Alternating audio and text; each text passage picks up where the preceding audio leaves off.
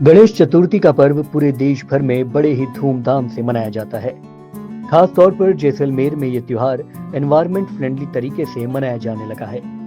पश्चिमी राजस्थान में पिछले कुछ वर्षों में ही इसका विशेष उत्साह देखने को मिला है।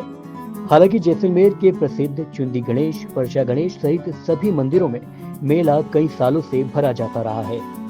इस सब के बीच भी आस्था के प्रतीक गणेश भगवान की प्रतिमा घरों में स्थापित कर भक्त पूजा अर्चना भी करते हैं। लेकिन गणेश चतुर्थी पर चूरा परिवार ने अनूठी पहल की है। चूरा परिवार ने गणेश चतुर्थी पर जन जन की आस्था के प्रतीक भगवान गणेश की प्रतिमा को केमिकल मुक्त करते हुए इको फ्रेंडली गणेश चतुर्थी बनाने का संकल्प लिया है।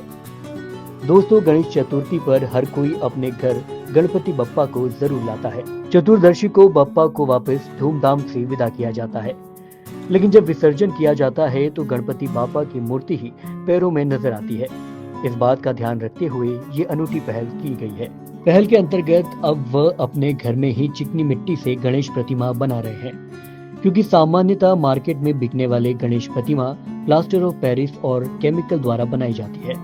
फिर वह पानी में जाने के बाद विसर्जित नहीं हो पाती। विसर्जन के बाद आम जन घर चले जाते हैं, लेकिन गणपति बापा की मूर्ति तालाबों के किनारे पर पड़ी रहती है। उसके बाद वह पैरों में नजर आती है। अनूठी पहल के चलते चूरा परिवार के आस पड़ोस के लोगों से अपील कर रहे हैं कि अपने घर में ही चिकनी मिट्टी से गणेश प्रतिमा बनाएं और घर में ही एक गमले में गणेश जी को विसर्जित करें। विसर्जन के बाद मिट्टी को पुनः पौधारोपण में उपयोग में लें, ताकि गणेश चतुर्थी के बाद भी गणेश जी अपनी कृपा आप पर बनाए रखें। इस बार चूरा परिवार के सभी सदस्यों में मिलकर 51 गणेश प्रतिमा बनाई है।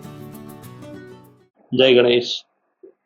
ये मैं वैसे भी चूंदी तो यहाँ से 12 किलोमीटर दूर है, वहाँ मैं पूजा करता हूँ और मेले के दिन अक्सर करता हूँ। फिर एक दिन मेरे को बैठे बैठे हुआ कि घर पे भी गणेश जी बनाना शुरू करूँ, और जब से मेरे को आइडिया तब से मैं ये बना रहा हूँ। पहले एक दो बनाता था, फिर मेरे और भी आस पड़ोस वालों ने मांगना शुरू किया कि हमारे को भी गणेश जी बना के दो, फिर हमने उनको भी गणेश जी बना के दिया।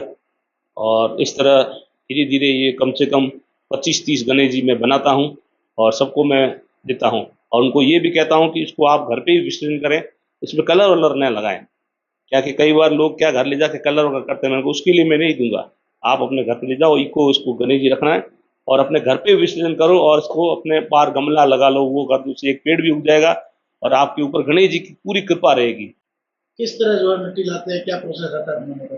मैं यहाँ से 35 किलोमीटर दूर देवा गांव है, वहाँ ईंटों के भट्टे हैं, और वहाँ से मैं जाता हूँ और मिट्टी लेके आता हूँ और वापस यहाँ लाके इसको सुबह छान कर इसको 10 दिन पहले तैयारी शुरू कर देता हूँ मैं इसको, और इसको भिजो देता हूँ। 3 दिन तो इसको भिजो के रखता हूँ, ताकि चिकनी मिट्टी है, और चिकनी मिट्टी से इसको एकदम पूरा भिजोने के बाद इसको थोड़ा सा हाथों से थोड़ा सा इसको मसल के एकदम तैयार कर देता हूँ। उसके बाद मैं मेरी मिसेज को कहता हूँ कि इसको आप मूर्ति बना ले।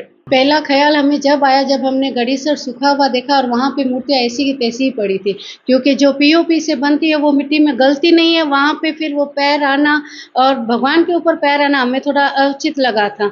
फिर हमने लाके अपने लिए ही एक मूर्ति बनाई। जैसे पता चला दोस्तों को, तो उन्होंने भी अपनी इच्छा जाहिर की। इस तरीके से आड़ पड़ोस और रिश्तेदारों को सबको हम ये मूर्ति बना के देते हैं और कहते हैं कि इसको अपने गमले में ही विसर्जन करो और उसमें एक पौधा लगा लो। अगर कहीं पर विसर्जन भी करते हैं नदी तालाब में, तो ये मिट्टी मिट्टी में घुल जाती है। ये नुकसानदायक नहीं है पर्यावरण को, इसलिए।